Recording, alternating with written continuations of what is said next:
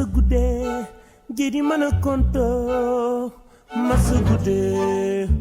masa guddee waaw yéen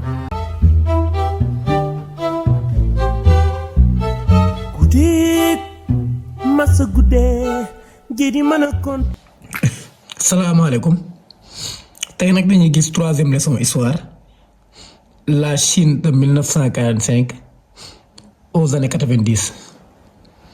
xam ngeen ne nag Chine dafa nekk benn dëkk boo xam ne dafa dund ay année guerre civile maanaam c'est un pays ravagé par des siècles de guerre dëkk boo xam ne dafa yàqu complètement dafa guerre bu sonn mais Chine nag en 1949 dañuy proclamer seen indépendance seen république bon mais la mooy jaaxal gars yi dëkk bu proclamer république en 1949 nan la mën a nekkee 2025 bii ñu nekk deuxième puissance voire même première puissance commerciale parce que dañu ne États-Unis moo ko raw loolu la ñu gëmloo mais ñun boo xoolee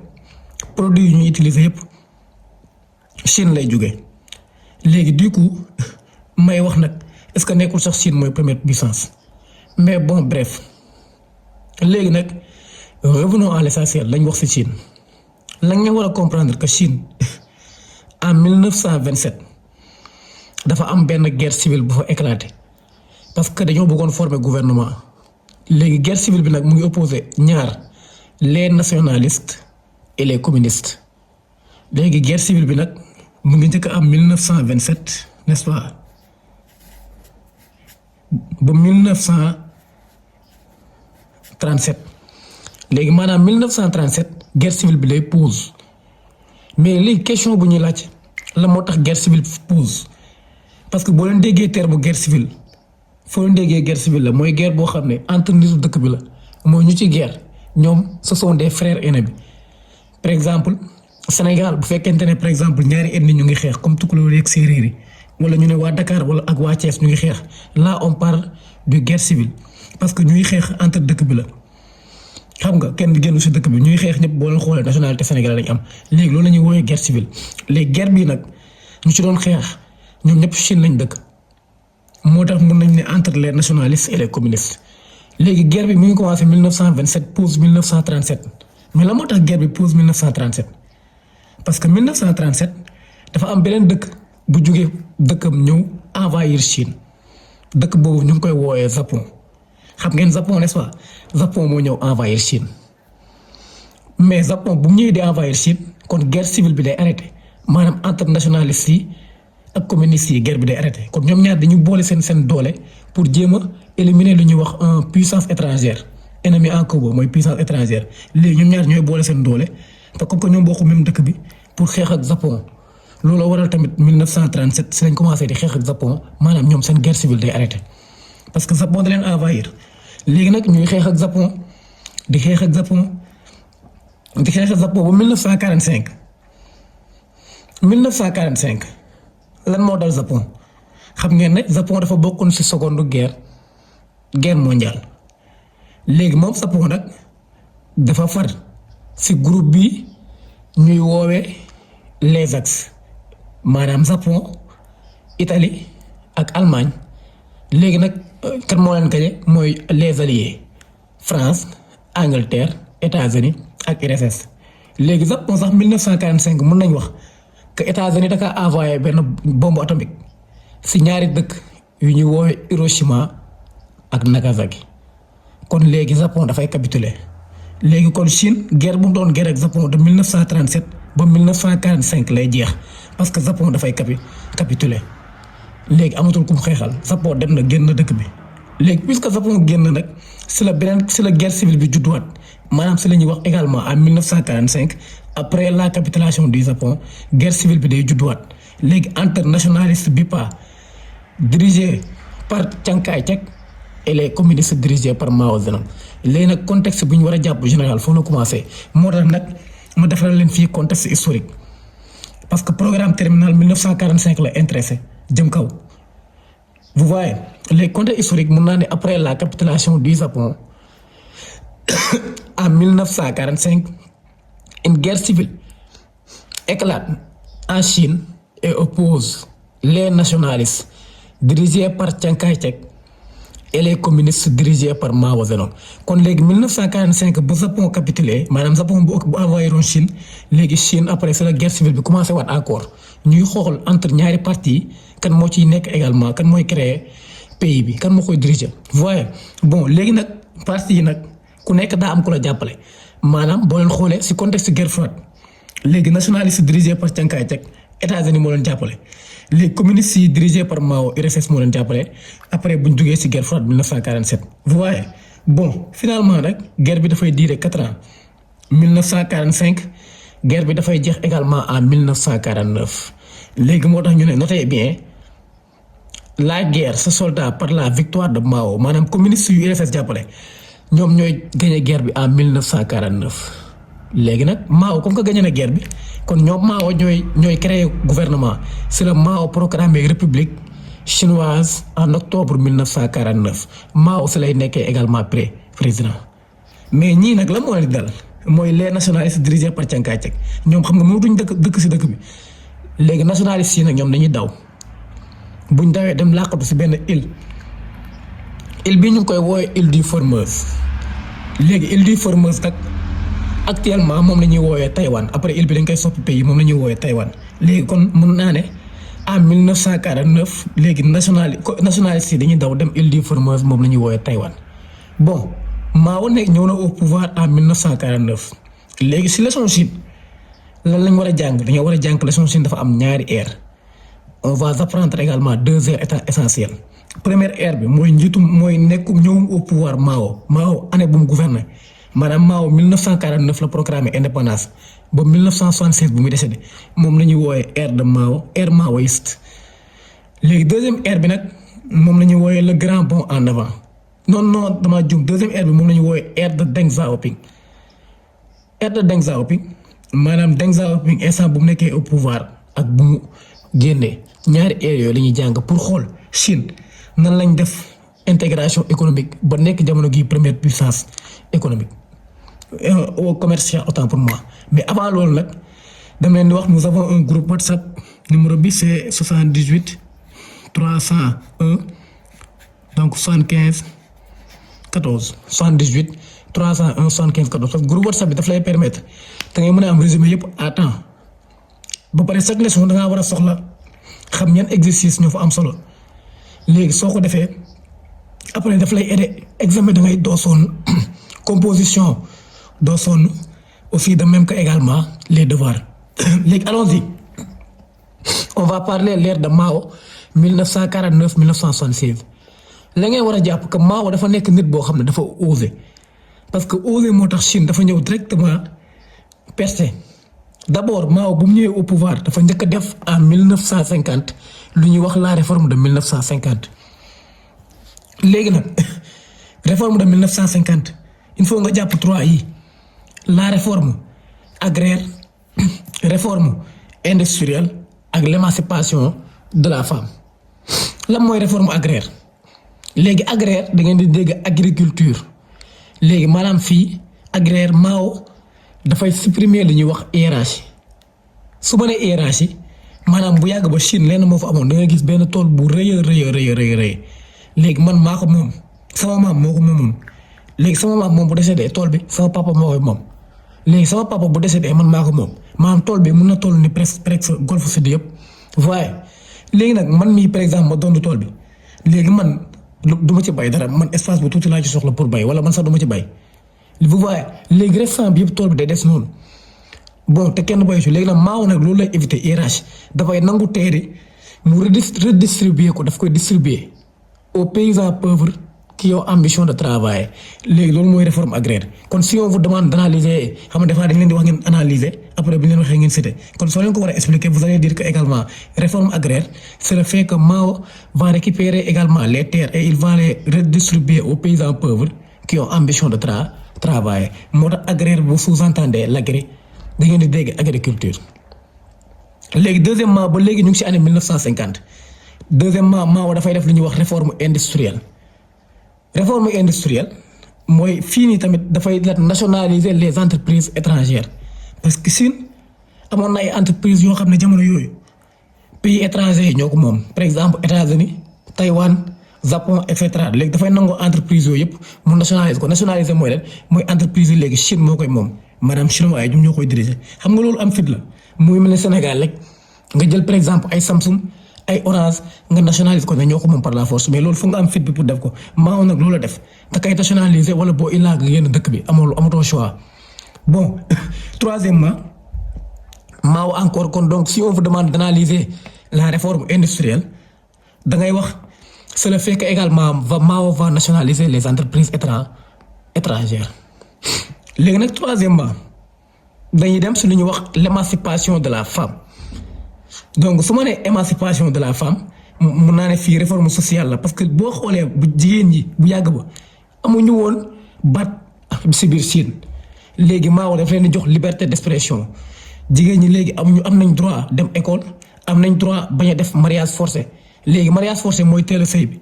ba pare am nañ droit tamit di wàññi lu ñu jur parce que fii biiwu Mao mooy lan mooy dafa bëgg a wàññi natalité bi parce que pour Mao dëkk bu bëri population dundal ko day metti léegi nag moom la ñuy wax l'émancipation de la femme léegi ñett yi ñu fi wax nii moom la Mao initié en 1950 kon bu ñu la laajee réforme bu Mao initié en 1950 da ngay wax Mao également a mis en place la réforme agraire réforme industrielle et l'émancipation de la femme bon ba def leen benn rappel parce que boo leen xoolee Chine bu Mao Zedong Mao URSS moo ko jàppale ba mu ñëw au pouvoir kon Mao ak URSS en 1952 dañuy signé lu ñuy wax traité alliance maanaam ñoom ñaar ci guerre froide ñooy nekk deux pays bloc de l'Est kon bloc de l'Est bu nekkee URSS moo ko diriger Chine mooy deuxième pays bi kon ñoom ñaar ñoo koy jiite parce que Chine pays communiste la yéen a ngi comprendre ak léegi ñu dem léegi ci anam yooyu nag Mao dafay defaat beneen réforme deuxième réforme bi moom la ñuy wax premier plan quinquennal léegi premier plan quinquennal rek comme nu leen ko waxee rek particularité bu ñu leen waxee ngeen expliqué ko da ngay ne la Chine adopte le modèle de l'Union soviétique léegi Union soviétique mooy lan mooy URSS xam nga soviétique mooy URSS parce que URSS moo ko jàppale sax bu mu ñëw au pouvoir ba mu gagné guerre bi léegi Mao dafay adopté seen modèle Union soviétique maanaam nu Union soviétique di doxalee comme par exemple Sénégal soo bëggee développé da ngay xool benn dëkk bu développé nga adopté modèle am comme Sénégal nee na damay adopté modèle français léegi lu français def moom laay def pour développer léegi Mao nag noonu la def il va adopter le modèle de l'Union soviétique maanaam URSS léegi nag mais dañuy laajte modèle Union soviétique ni muy mel mën nga ne que modèle de l'Union soviétique c'est le fait que également la Chine va dañuy favoriser l'industrie lourde maanaam ay industrie ay entreprises au détriment de l'agriculture maanaam dañuy wàccee bay bi léegi ñoom fii la moo leen intéressé mooy entreprise yu gën a mag léegi ñu wut ay techniciens léegi nag URSS àll leen ay techniciens yu mag URSS wax leen nu ñuy defaree industrie parce que pour Mao développement dëkk dafa basé wu ci industrie et entreprise bon après loolu nag on a constaté que résultat bi également bu mu joxe résultat bi également est satisfaisant au côté de l'agriculture au côté également de l'industriel maanaam entreprise yi bëri na gars yi ñu ngi defar foofu réussir nañ mais tamit décevant au niveau de l'agriculture parce que bay bi jaarul yoon kenn toppatoo ko léegi nag mun naa ne premier plan quinquennal day xaw a voué à l'échec bon léegi dafa xaw a voué à l'échec comme que Mao jaxasoo nag am na ñu bokkal dëkk bi Mao si lay defee en 1956 lu ñuy wax le campagne des 100 fleurs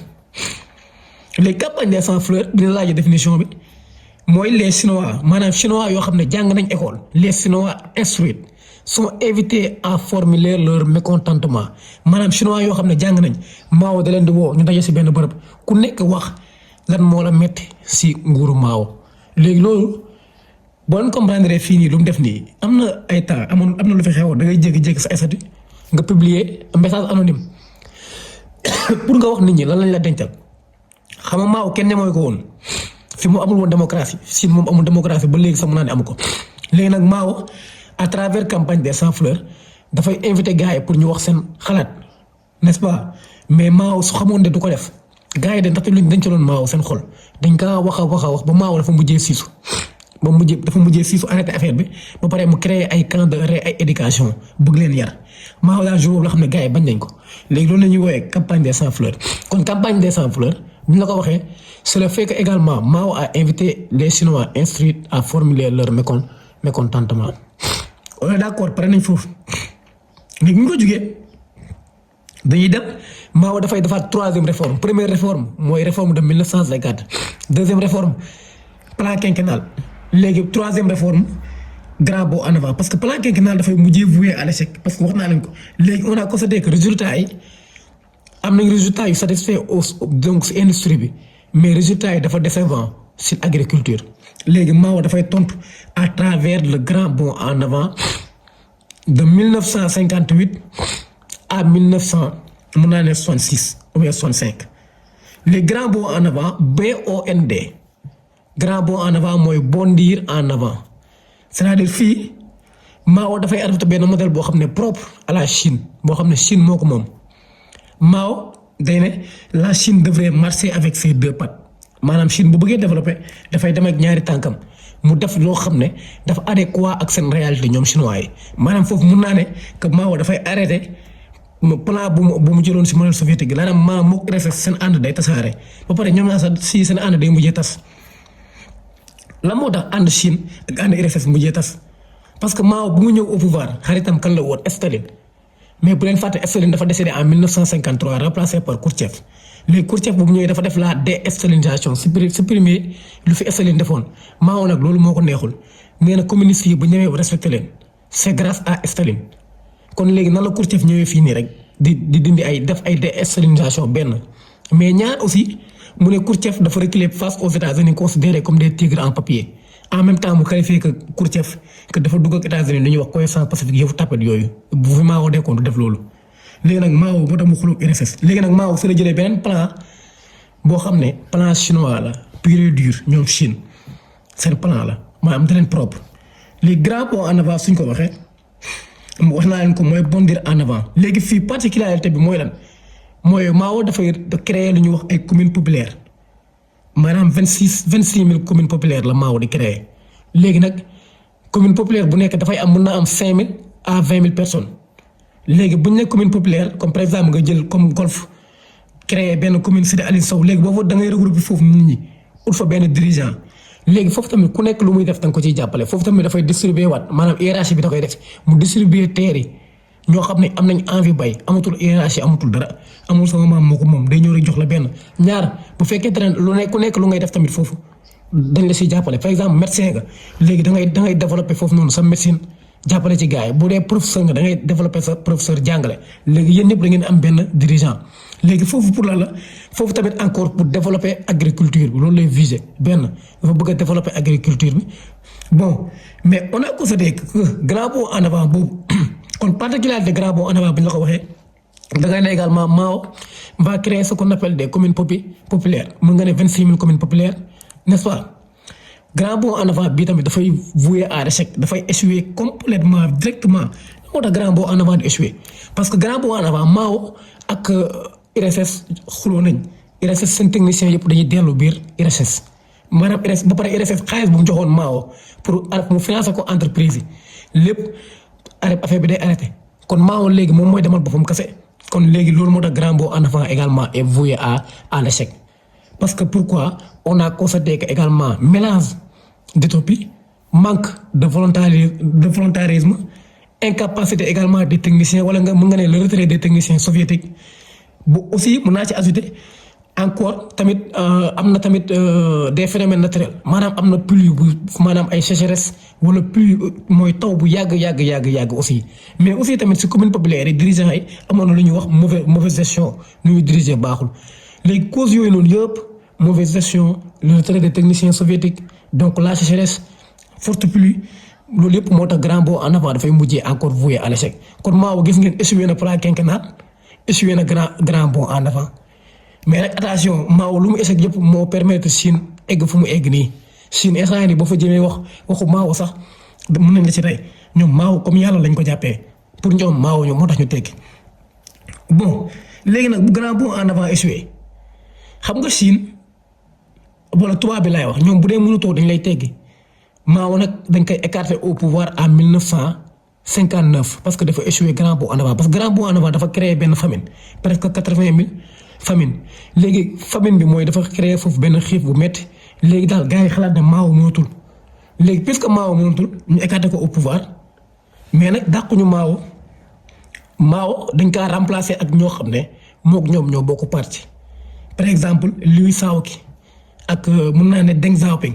léegi Mao bu mu écarté au pouvoir remplacé par Liu Shaoqi léegi Liu Shaoqi également mooy diriger dëkk bi maanaam Mao mooy président ba léegi de mais Liu Shaoqi mooy gouverneur parce que mook Liu Shaoqi ñoo bokk parti léegi tubaab bi ñoom amuñu problème boobu dañoo gis ne Mao mënatul doxal amatul xam-xam réussir na plan quinquennal réussir na grand bond en avant léegi Mao est écarté au pouvoir remplacé par Liu Shaoqi léegi di Liu Shaoqi nag mokkee ñooy bokk xam-xam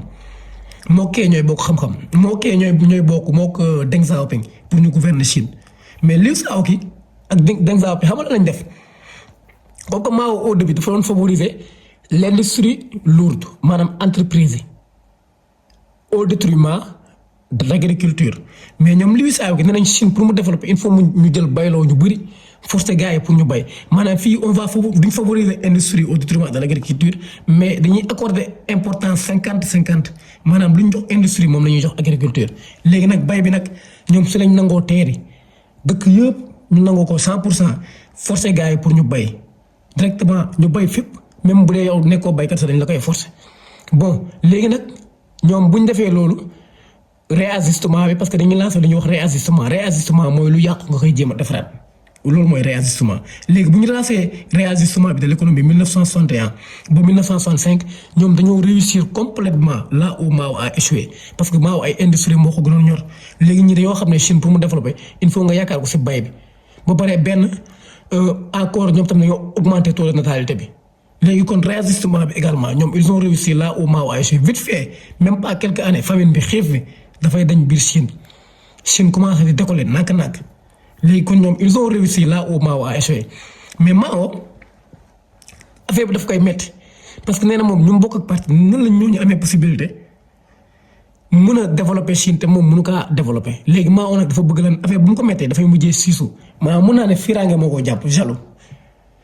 léegi nag bu fiiraange jàppee Mao dafay publier benn livre rouge léegi si biir livre rouge bi petit livre rouge dañ koy wooyee dafay jéem a qualifier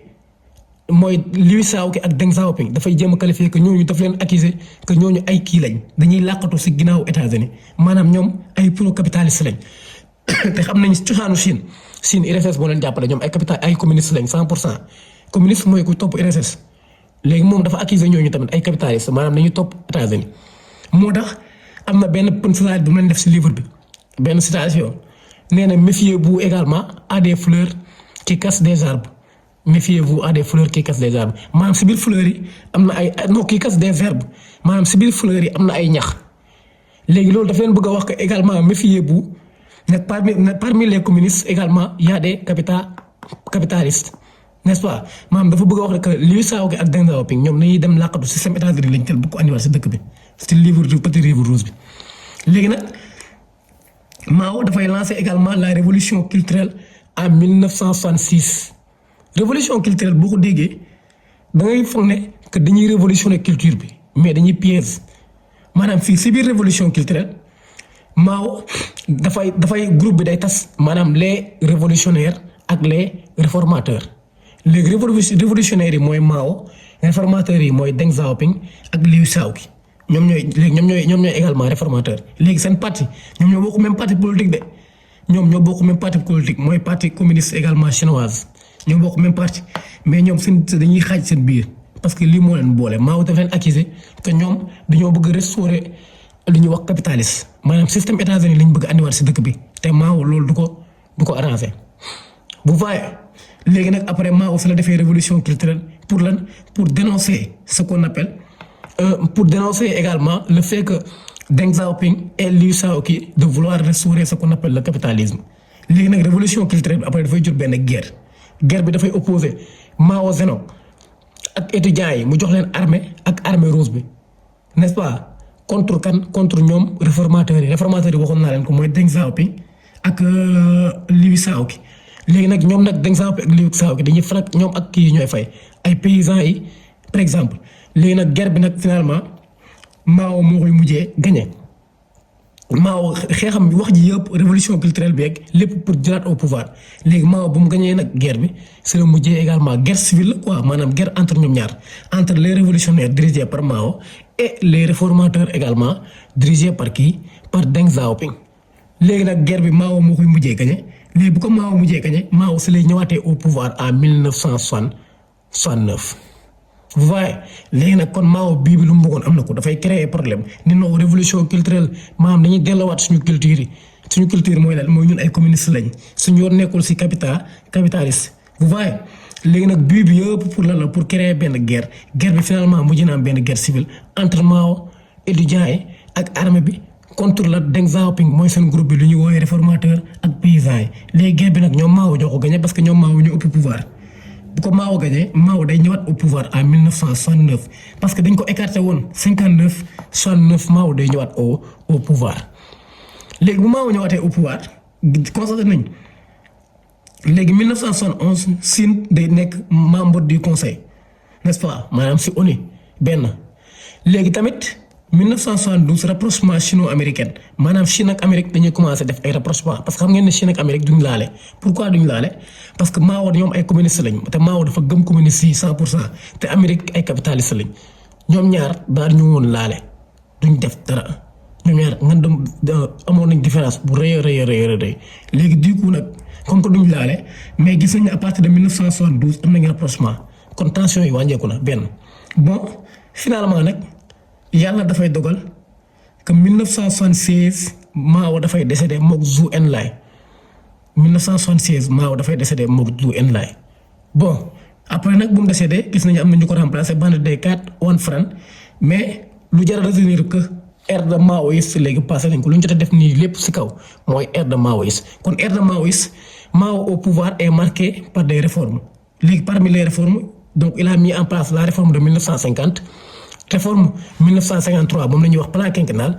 il a mis en place aussi ce qu'on appelle le grand bond en avant léegi nag Mao est décédé en 1976 léegi 2 ans après en 1978 Mao est remplacé par qui par Deng Xiaoping léegi nag gars yi nag après Mao bu mu dee bu ñu toogee 2 ans xam nañ ne Mao kenn rek moo capable pour mën ko remplacer donc kenn rek moo capable pour mën a defar Chine. moom la ñuy wax Deng Xiaoping léegi moo tax Deng Xiaoping arrive au pouvoir en 1978 léegi moo tax grandeur bi dañuy gis ère de Deng Xiaoping vous voyez bon fii entre ère de Mao et de Deng Xiaoping am na différence léegi Deng Xiaoping est marqué l'ère de Deng Xiaoping est marquée par l'ouverture vers extérieur la mooy ouverture vers extérieur su ma nee ouverture vers extérieur maanaam Deng Xiaoping bu mu ñëwee au pouvoir dafay jéem a pour moom Chine xam nga Mao bu mu nekk au pouvoir. Mao lenn rek moo ko intéressé mooy si lu jëm si dëkk bi mais moom lijjantiwul ñeneen ñi comme ñu nekk extérieur ay États-Unis lijjantiwul leen te xamul ne nit pour nga développer il faut nga def lu ñuy wax terme de mondialisation waxoon naa leen ko mondialisation comme ay jënd ak jaay nga am yeneen financement yeneen dëkk yi di la financer soo bëggee jaay sa produit sooy jënd loolu la ñuy wax mondialisation mais Mao bu mu nekk au pouvoir loolu amul woon Mao moom dafa pragmatique. dëkkam rek moo ko ñoroon moom patriote la nationaliste la léegi Deng Xiaoping moom objectif am mooy lan c'est faire l'ouverture vers extérieur moo ne Deng Xiaoping day wax citation bi peu importe que le ça soit blanche ou gris l'essentiel est que qu'il est en mesure d'attraper le souris maanaam xaj bi maanaam kii bi nu mu tuddee sax mën naa ne peu importe également que le chat maanaam su ko neexee mu kii mu blanc mu weex. wala su ko neexee mu giri nee na couleur bi moom intéressé wu ko mais l'essentiel mooy lan mooy mu mën a jàpp ay ginax yéen comprendre n'est-ce pas kon nag muus bi su ko neexee mu weex su ko neexee mu giri mais l'essentiel na mën a jàpp ay ginax loolu moo ko intéressé léegi nag loolu pour montrer que Deng Xiaoping loolu dafay clash dafa bëgg a wax ne que moom maanaam États-Unis même bu dee ñoom ñaar jubóowuñ ñoom ay capitalistes lañ te ñoom ay communistes lañ. wala mu nekk URSS moom yoram nekku ci ak képp ku mënta doon rek l'essentiel na ko mën a andil xaalis maanaam moom business lay dund moo tax mu ne peu importe que le soit blanche ou gris l'essentiel est qu'il soit en mesure d'attraper également le souris muy que ce soit moom États-Unis jubóowul ak moom que ce soit jubóowul ak moom yoram nekku ci ñëpp lay sekk ak jàmm ñëpp lay businessal moo tax moom bu mu ñëwee dafay def lu ñuy wax ouverture vers extérieur léegi nag allons-y ñu justifier ouverture vers extérieur bi léegi ouverture vers extérieur lu mu njëkk a def moom dafay lancer ay réformes économiques maanaam dafay def lu ñuy wax la politique des 4 modernisations léegi politique des 4 modernisations nag dafay moderniser agriculture industrie donc défense ak technique léegi moderniser agriculture industrie défense ak technique benn. léegi deuxièmement dafay def lu ñuy wax ouverture économique et diplomatique maanaam moom dafay créer lu ñuy wax des ZES xool leen fii ZES nag boo ko gisee signification mooy zone économique spécialisée léegi lii ay entreprise yoo xam ne daf koy teg sur le littoral de la Chine sur le littoral de la Chine bi la koy teg maanaam frontière Chine bi léegi bii bi mooy lan c'est pour attirer ce qu'on appelle des investisseurs étrangers maanaam par exemple ay États-Unis ay France ay URSS ñëpp dañuy ñëw foofu noonu ñuy commencer def ay business léegi loolu mooy ouverture vers extérieur moom dafa bëgg appliquer terme de mondialisation di sekk ak yeneen dëkk yi business ak jaay pour moom nag loolu mooy développer dëkk parce que dëkk ay bay kase yii nii développer ko benn. bon léegi nag 1980 encore dafay jël Chine mu intégré ko à la FMI FMI mooy lan mooy Fonds monétaire international n'est-ce pas léegi encore moom tamit dafay yokkaat du ñu wax rapprochement entre Chine ak américain parce que Chine ak États-Unis daal ñu mun laale mais dañuy commencé di laale ba Chine sax États-Unis da koy mujjee soppi defaat ko droit de veto xam nga Chine États-Unis dafa nangu woon droit de veto parce que États-Unis dafa ne woon que cànkaay ceg ñoom ñii xam nga dañoo dawoon benn île boobu la ñuy woowee Taïwan États-Unis dafa ne woon Taïwan mooy am 5e droit de veto pas Chine mais mu ngi ko jox à travers Deng Xiaoping dafa tijji li ñuy wax ouverture vers extérieur kon léegi nag su leen waxee l'ère de Deng Xiaoping da ngeen di wax Deng Xiaoping également a lancé des réformes économiques telles que la politique des 4 modernisations politique des 4 modernisations bu ñu la ko waxee il s'agit de moderniser l'agriculture l'industrie la défense technique. N'est-ce pas? Il a créé ce qu'on appelle des ZES. ZES mooy zone économique spécialisée maanaam da koy teg également sur le long littoral de la Chine